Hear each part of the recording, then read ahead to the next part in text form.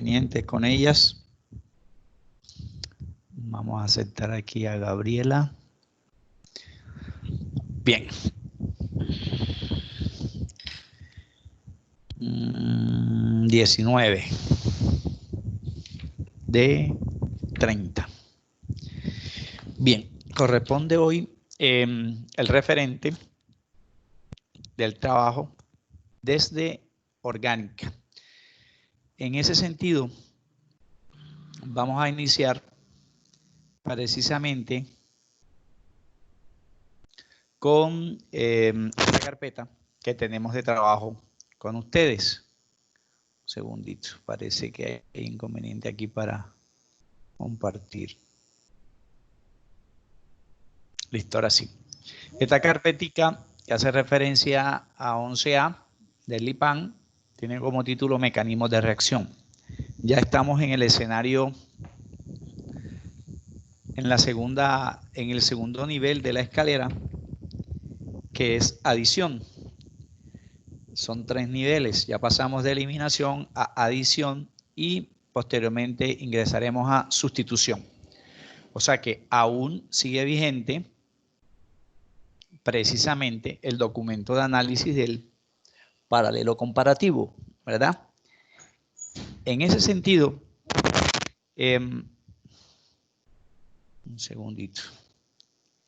María Mercado. En ese sentido, si usted tiene ese documento por ahí,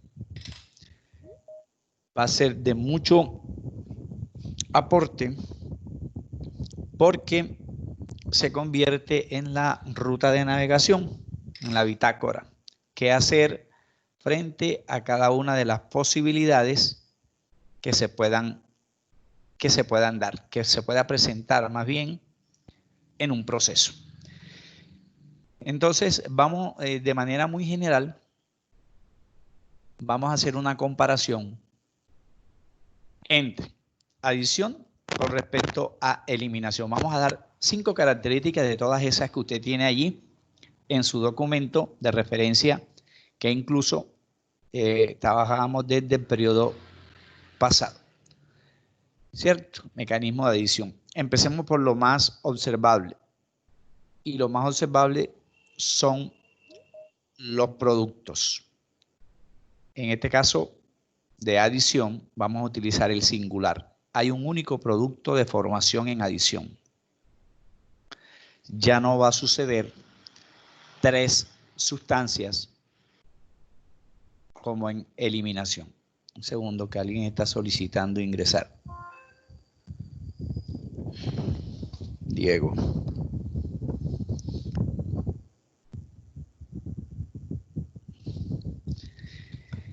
Y en ese sentido,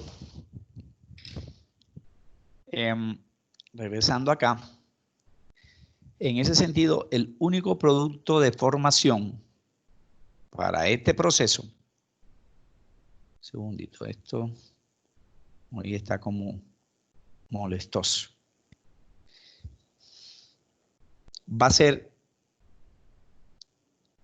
único. O sea, hay un único producto, no significa esto que siempre va a ser el mismo, ¿verdad? Puede ser o un alcano di, o un alcano tetra, o un alqueno di. Bueno, ahorita explicaremos eso. Pero se forma una única sustancia. Ya eso lo convierte en un elemento muy importante para comparar con eliminación, donde se formaban 3 sustancias, ¿verdad?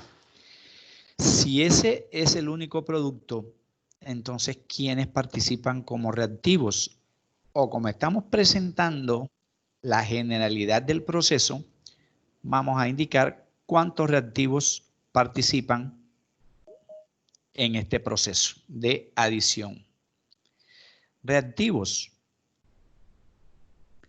a diferencia del producto, hay siempre 2 reactivos. Un segundito, hay 3 aquí. Aldo, Franco, poquito más.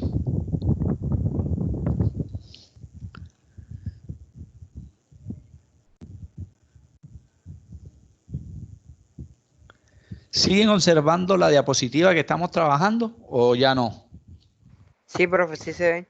Ok, gracias, muy amable. Like. Hay dos reactivos y hay un único producto. Otra cosa, como dice por ahí una canción vallenata, que me vive mortificando a mí, es cómo rompo. ¿Cierto? ¿Cómo rompo? Es decir, cómo son las roturas. Nosotros, ¿qué sabemos? Hasta este momento, sabemos que las roturas pueden ser de dos formas, ¿verdad? Haciendo alusión a lo que hemos venido trabajando, pueden ser simétricas, o sea, estamos usando roturas homolíticas,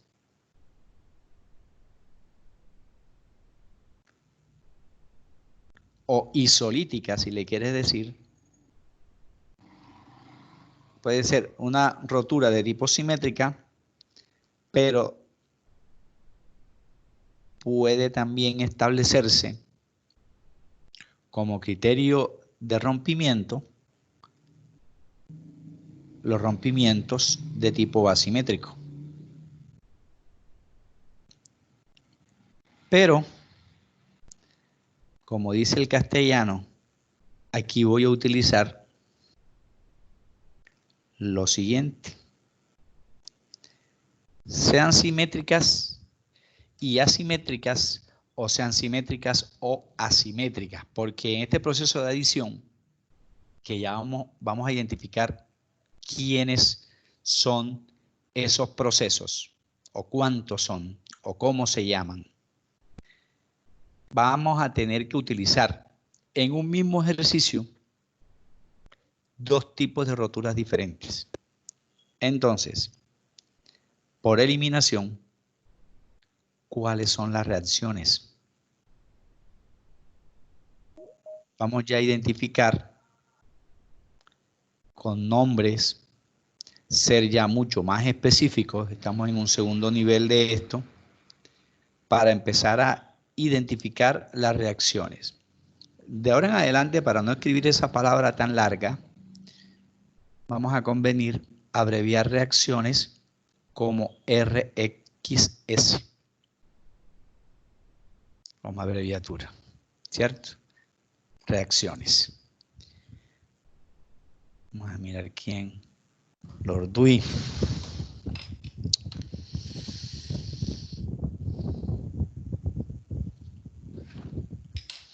Y en ese sentido, como es adición, sinónimo de adición, pues es combinación, profe.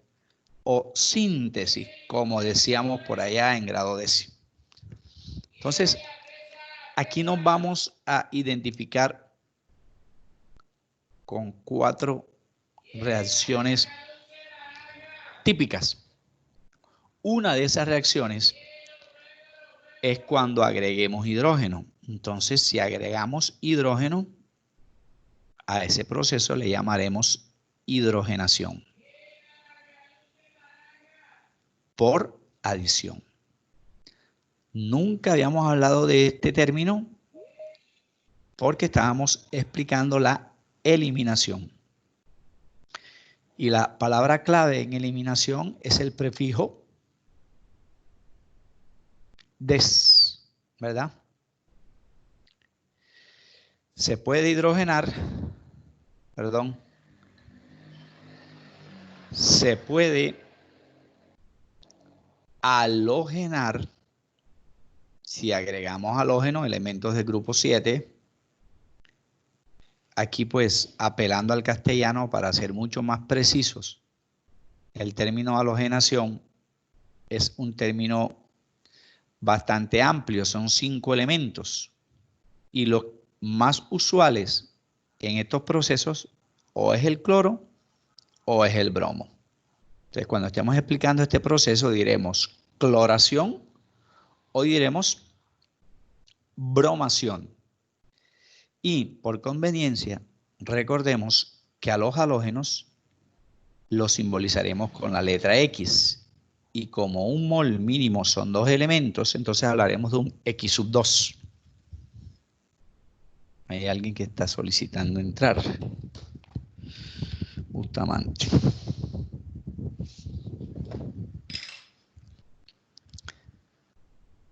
En ese sentido, ya tenemos 2 procesos de reacciones identificados, la hidrogenación y la halogenación. Si yo combino hidrógeno y halógeno, sale un tercer término.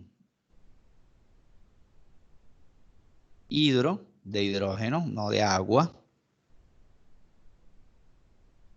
En este caso. Y halógeno. Entonces hablaremos de una hidrohalogenación. En grado 10, cuando me explicaban nomenclatura, por eso ayer mencionábamos en inorgánica que nos hace falta mirar cómo se llega a un cálculo de pH y de pOH. Entonces allí nos tocará recordar orígenes de estas cosas. En química de 10 me hablaban de los ácidos hidrácidos, ¿cierto? Y un ácido hidrácido es, ejemplo, el ácido clorhídrico, el ácido bromhídrico, etcétera, etcétera, etcétera. Esa hidrohalogenación, para no escribir ese nombre que es tan largo, vamos a abreviarlo. Si hidrógeno se simboliza con H y el halógeno con X, entonces un haloácido, o lo que decían en grado 10, un ácido halogenhídrico, lo podemos simbolizar como HX, ¿cierto? HX. Y el cuarto caso es cuando agregamos o cuando en un proceso observemos que el segundo reactivo sea agua. En ese caso, hablaremos de una hidratación. Hidratación. Esas son las 4 principales reacciones típicas que vamos a trabajar por mecanismo de adición. Y precisamente alguien tiene el micrófono abierto. Natalie. Gracias, Nati. En ese caso, voy a regresarme un tantico aquí, como dicen por allá en el interior. Mira lo que dijimos aquí. En algunos procesos es necesario, para poder entender cómo estos 2 reactivos reaccionan para originarme un único producto, voy a tener que utilizar los 2 tipos de rompimientos simultáneos. Porque en adición vamos a utilizar mucho esta palabra a partir de hoy en orgánica, que sería, bueno, vamos a utilizar 2 términos finales, que serían, creo que 5 características, o me pasé, yo les dije que habían 5, porque ustedes tienen mucho más allá en el documento. 3, 4, 6, me pasé, no importa, ¿verdad?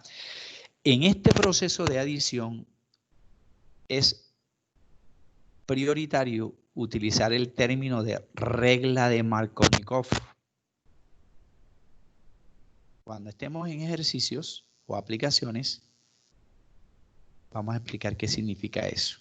Este señor era un señor ruso que encontró que siempre que se adicionaba un ácido fuerte o débil a un alqueno o alquino, la parte positiva del ácido siempre iba al mismo sitio, siempre y cuando el alqueno o alquino fuese asimétrico, doble F al final. Perdón, aquí me pasé. Este espacio es tan chiquitico que no alcanza uno a escribir lo que quisiera. Markovnikov, ¿cierto? Regla de Markovnikov, pero eso lo explicaremos con ejercicio. Y la última palabrita, que esa sí es importante, es este término. En adición,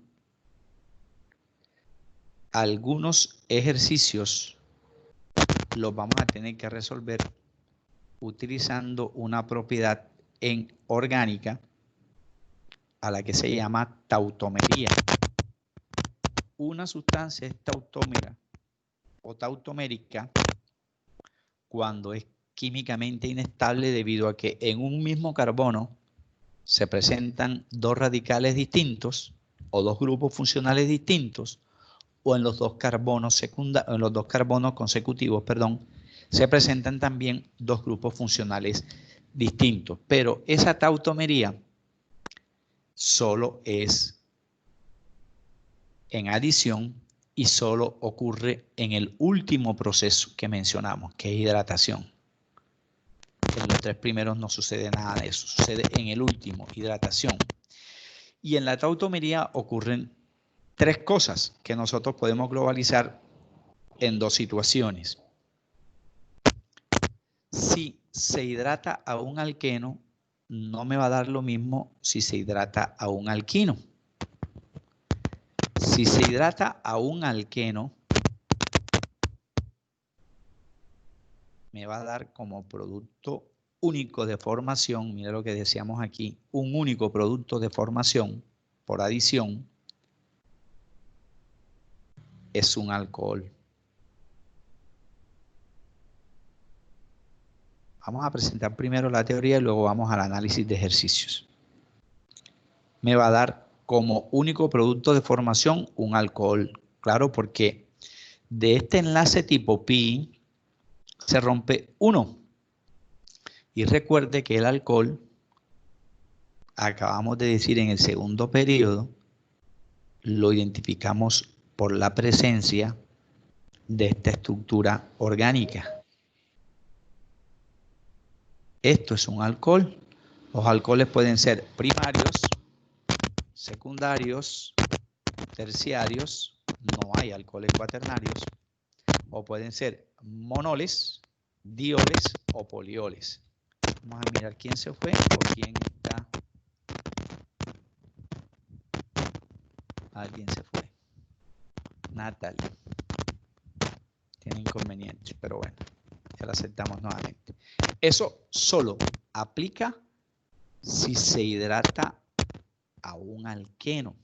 El inconveniente está aquí. Vamos a colocar un asterisco, que le voy a dar al alquino una sola diapositiva, la que viene. ¿Qué pasa entonces si hidratamos a un alquino? Si se hidrata a un alquino, puede suceder una de dos cosas. Y hay una reglita que debemos relacionar aquí. Es probable que sucedan dos cosas. Número uno, que el alquino inicial tenga dos carbonos.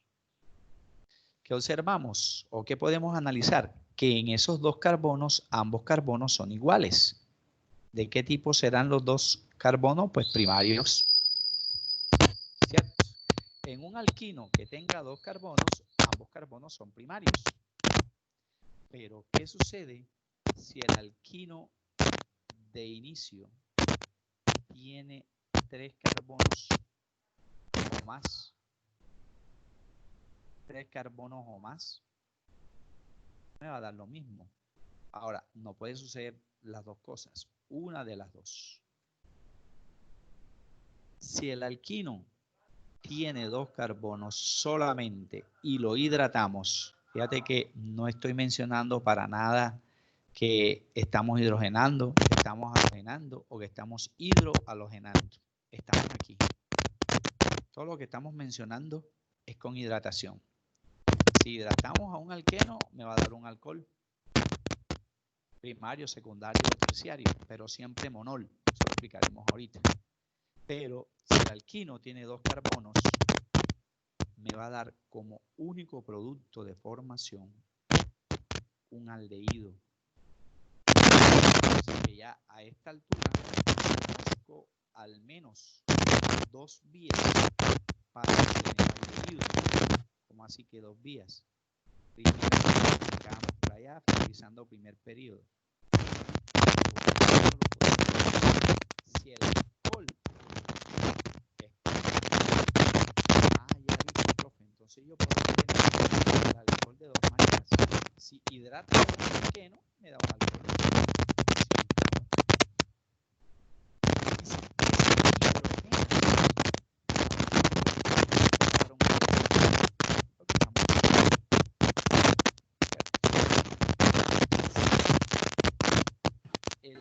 Profe, espera un segundo, creo que no se le escucha nada. Algo le está pasando al micrófono y se le escucha más.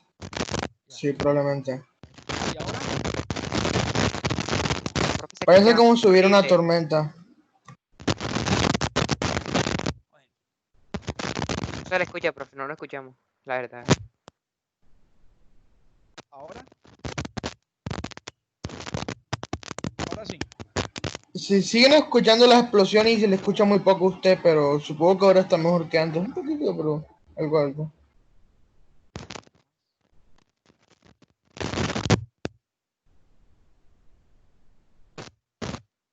¿Ahora? ¿Mejoró? Profe, sigue igual de feo. Sí, igual de feo, listo.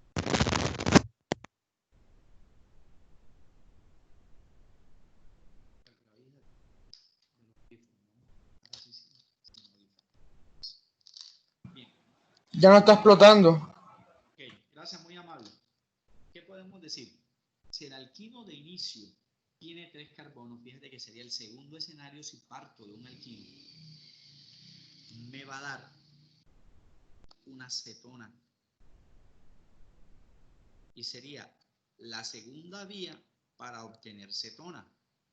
La primera vía, ¿cuál era? Que decíamos a comienzos de esta situación, finalizando el primer periodo. Si el alcohol es secundario y lo deshidrogenamos, me va a dar una cetona. Entonces ya aquí hay una segunda alternativa.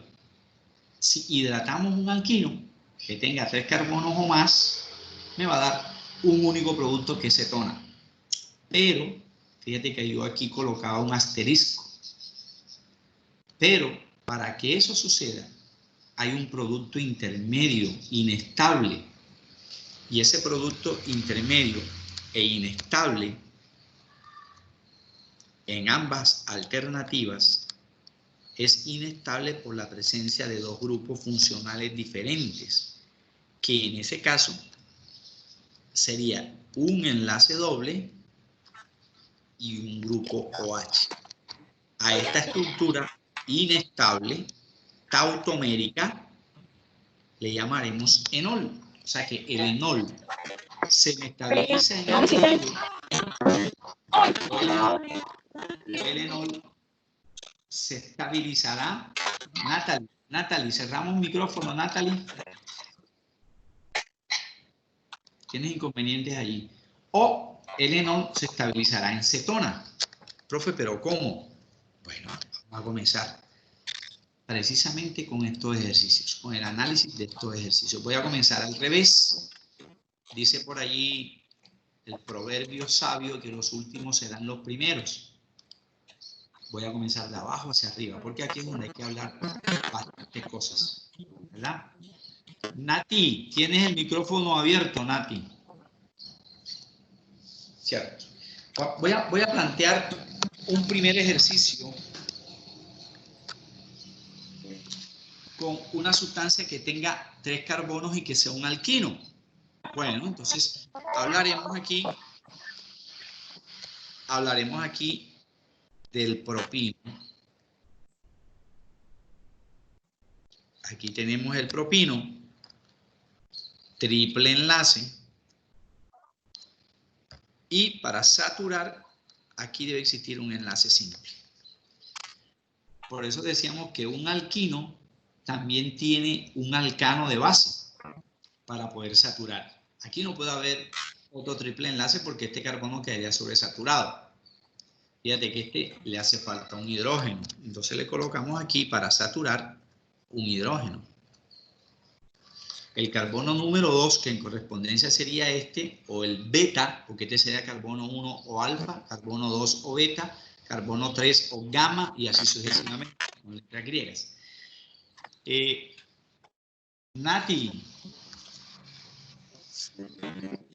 Natalie, tienes micrófono abierto, Natalie.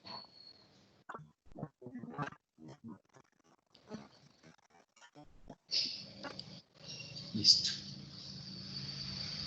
En ese sentido, para cumplir aquí tetravalencia al final, este señor le harán falta 3 hidrógenos. Si yo quiero recordar nomenclatura, cosa que ya vimos en segundo periodo, ¿por dónde deberíamos empezar a contar? Deberíamos empezar a contar o a indicar la posición del enlace triple, que sería el grupo funcional aquí. Debo comenzar por el extremo que esté más cerca al enlace triple. ¿Qué sería este carbono? Este sería el carbono número 1. Jamás podrá ser este, porque iríamos en contra de las reglas de nomenclatura que estudiábamos en el periodo pasado. Este sería carbono 1, este sería carbono 2, este sería carbono 3. Prefijo para 3 carbonos, prop. Nomenclatura, ¿verdad? Prop. Pero como existe un enlace triple, es propino. Vamos a usar aquí todo lo que sabemos. Se llama propino. Voy a dejar aquí el cursor en punto blanco. Antes del punto blanco, un carbono sin hidrógenos. Después del punto blanco, la misma cantidad de carbonos, pero tiene un hidrógeno adicional. Listo, entonces este señor es asimétrico. Es asimétrico porque los carbonos que poseen el grupo funcional, en este caso que son continuos, no tienen la misma cantidad de hidrógenos. Hay uno que tiene más hidrógenos que el otro. Por eso es asimétrico. Como usted me está diciendo que vamos a explicar hidratación, entonces la hidratación, usted sabe que el agua moja, entre otras cosas, por la conformación de su molécula y de los puentes de hidrógeno que hay en la estructura. Este es un proceso catalítico que después voy a decir cuáles son esos catalizadores. Son 2. Uno de ácido y otro es una sal oxácida. Bueno, en ese sentido, ¿cómo deberíamos empezar a relacionar que esto ingresa a la cadena? No es al revés, porque el segundo reactivo entra en contacto con el primero, ¿cierto? Entonces, si este señor es asimétrico y en el agua, que tiene un pH de 7, si es puro, si el agua es pura, no está contaminada, entonces yo puedo interpretar que en el agua hay hidrogeniones y que en el agua hay hidroxiliones. O sea que el agua es un ácido débil. Si es un ácido débil, su pH puede estar cercano a 7. Claro, no es que por eso es débil. Mientras el valor de pH esté más lejos de 7, el ácido será mucho más fuerte. Se disocia con mayor rapidez, cercano al 100%. De todo eso vamos a hablar en inorgánica, ¿verdad? Entonces, en ese caso, este señor Markovnikov ya me resolvió el dilema desde 1868 en adelante. Markovnikov dice que uno de estos 2 hidrógenos va a ir al carbono más hidrogenado. Y como me dicen más hidrogenado, yo de una miro este que tiene 3. No, error. Este no es el carbono más hidrogenado, porque el carbono más hidrogenado debería ser aquel que tenga la consecución del enlace triple. Entre este señor y este, ¿quién es el dueño del enlace triple? Pues el número 1, porque es el más hidrogenado. Pero si me hablan de que el agua es un ácido débil, entonces el hidrogenión debe ser un catión. Y si es un catión, pierde. Y si pierde, es un metal. Y si es un metal, se oxida. Y si se oxida, está a la izquierda. ¿Sí ve? Lo que me enseñaron en grado 10, tabla periódica. En ese caso, este hidrógeno, que bien sea puede ser el de abajo, porque son iguales, pero cuando ya yo digo esto, estoy identificando que el OH es negativo, tal cual me enseñaron en grado 10, el hidroxilión, el estado de oxidación del hidroxilión de la base. Mientras que el hidrogenión será catión. ¿Positivo cuántas veces? Una sola vez, porque tiene un único electrón, número atómico 1. Bien, eso sucede en el agua. ¿Y qué pasa en el propino? Para que este hidrógeno, según Markovnikov, ingrese aquí, este señor, ¿cómo tiene que estar cargado? Pues negativo, para que pueda recibir algo positivo. Y si este es negativo, le roba a este señor. Entonces yo debería decir esto. Este enlace se va para el carbono más hidrogenado. Y este carbono se convertirá en un carbanión. Y este carbono se convierte en un carbocatión, cosa que explicábamos ya en roturas de enlace. ¿Qué tengo que hacer ahorita? Según la señor Jenny, electrostática. ¿Quién se va con quién? Ya todo está aquí indicado quién debe irse con quién. Simplemente digo la lógica. La H positiva va al carbono más hidrogenado, que siempre quedará negativo. Regla de Markovnikov, ya la estamos explicando. Mientras que el OH, que es la parte negativa, va a ir al carbono positivo, o sea, al menos hidrogenado. Markovnikov encontró eso de una manera similar como cuando me enseñan a mí en biología la unión de las bases nitrogenadas de una manera correcta. Vamos a recordar un poquitico biología aquí. María Claret Mercado. María Claret, ¿con quién debe irse con quién se une la adenina según las bases nitrogenadas?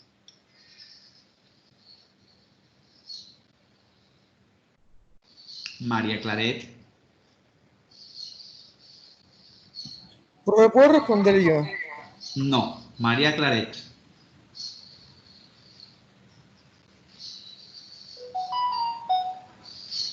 María Otero. ¿Con quién se une la adenina según las bases nitrogenadas?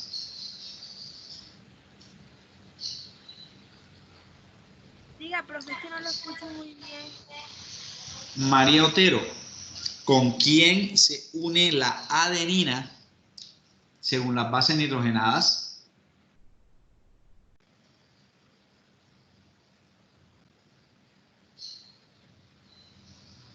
Diego Pérez, ¿con quién se une la adenina según las bases nitrogenadas?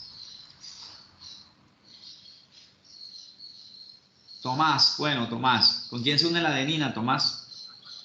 Si mal no recuerdo, es adenina con timina y citosina con guanina.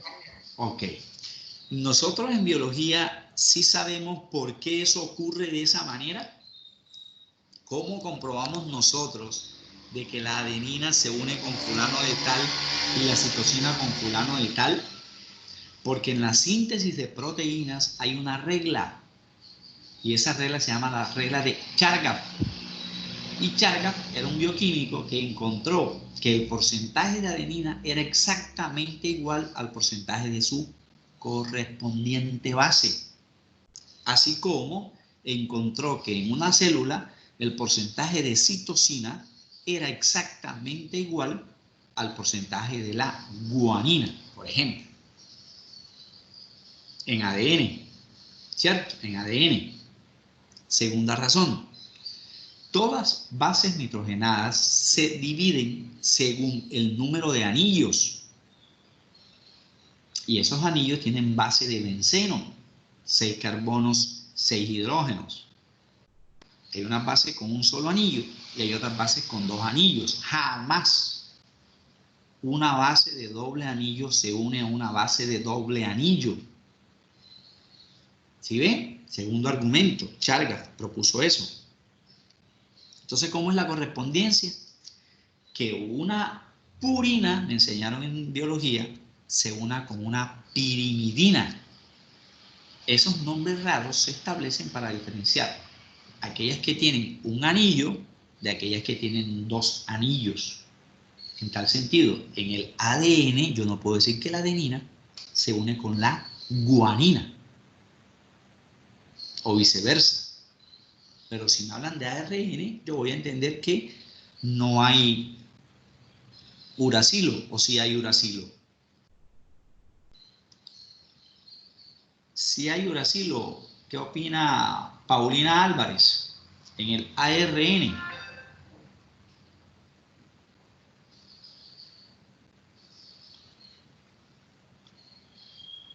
Pues yo creo que sí hay. Sí hay. Pau, ¿tú me recuerdas el orden en la secuencia de unión de bases? ¿Quién es? ¿Adenina con quién va en el ADN? Con timina. Con timina. ¿Y la citosina va con? Guanina. Guanina. O sea que en el ARN no vamos a encontrar timina, sino que Uracilo. exacto, ¿cierto? Entonces, Chargaff encontró que en el ARN jamás existiría timina, porque la correspondencia en porcentaje era el complemento. Entonces, de ahí me queda a mí que la adenina va con fulano, que la citosina va con perencejo, pero en realidad, si yo trabajo eso con esto, profe, ¿por qué se metió con biología? Porque me están hablando de que el carbono más hidrogenado recibirá la parte positiva, mientras que el carbono menos hidrogenado o menos sustituido, si le quieres decir, recibirá la parte negativa. Esto me originará una única sustancia, pero intermedia. ¿Cuál? La siguiente. La siguiente. Vamos a encontrar esto. Continuamos nosotros con los mismos 3 carbonos de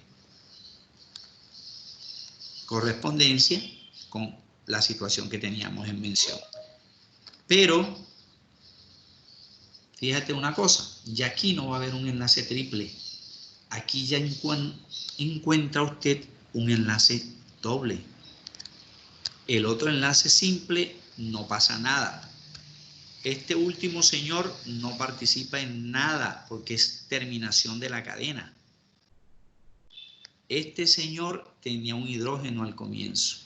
Ahora ordeno, según lo que usted me está diciendo aquí. Ingresa otro hidrógeno aquí. Bueno, vamos a colocarlo, aprovechando que tenemos una tinta distinta. Otro color para que sepas que ese no estaba. Y aquí encontraremos el hidroxilión del agua.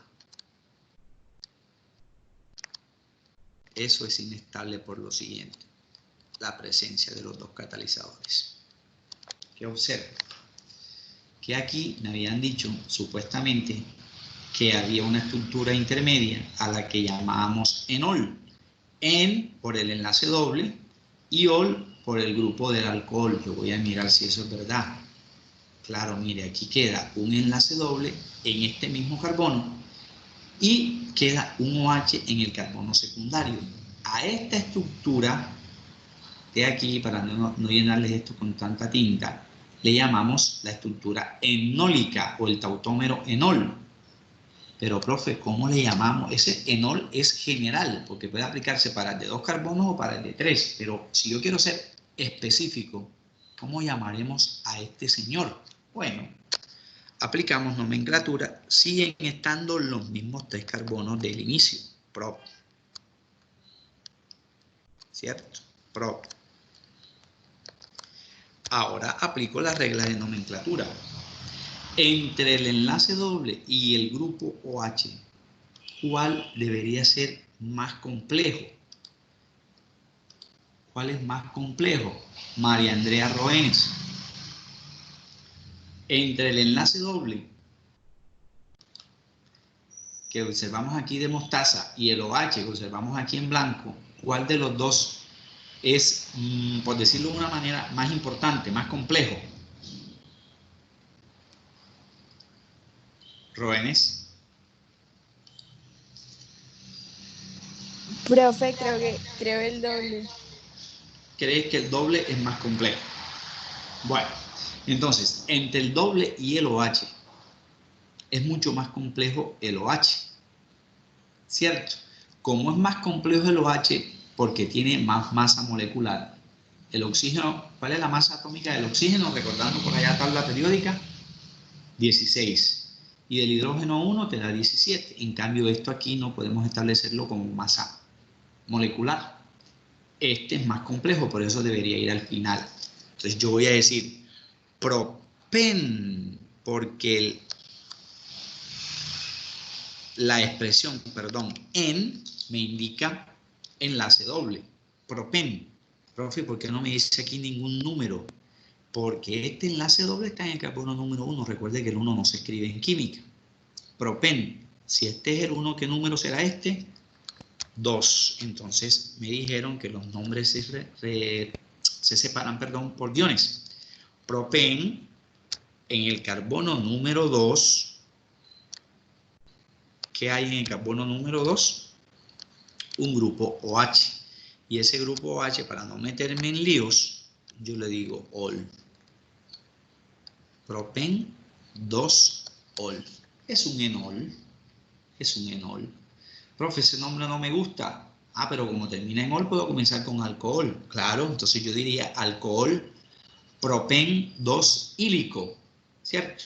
Pero bueno, para no meterle tanta tiza a eso, lo que me interesa es lo siguiente. María nos decía que el grupo funcional complejo era el doble. No lo es, ¿verdad? Es el OH. Porque resulta que el carbono se une al oxígeno y el oxígeno al hidrógeno. Entonces yo debería recordar estas tres cosas del grupo funcional alcohólico.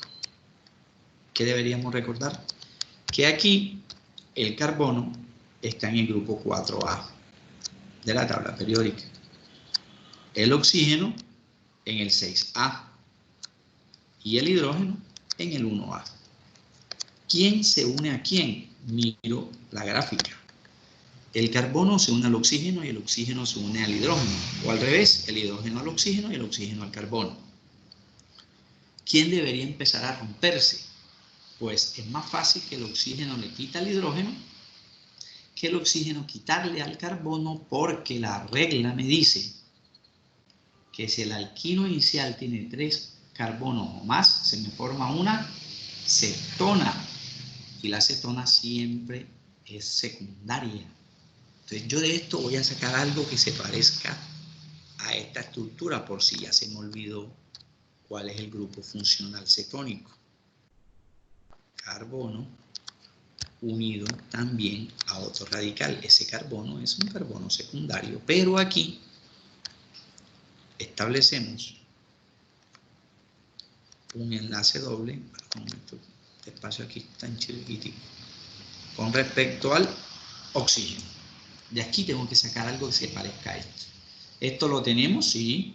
¿Esto lo tenemos? Aún no. Aún no.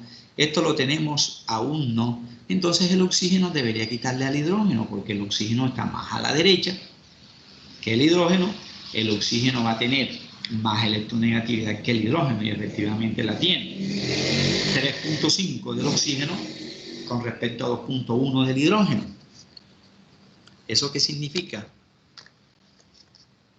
Ya me pasé de un minuto. No terminamos. Entonces, vamos a dejar hasta aquí. Retomamos el próximo viernes. No voy a modificar esta diapositiva. Vamos a terminar arrancando con esa diapositiva en la clase siguiente. Jovencitos, por favor, revisen ese documento. Ustedes tienen la plataforma. Se los voy a volver a colgar. Ayer intenté, pero no está activa la plataforma para colgarles ese documento, y el de inorgánica que estamos repasando de equilibrio químico. Bueno, que tengan un feliz fin de semana, que mi Dios me los bendiga. Hasta luego. Chao, profe, gracias. Ok, Oscar.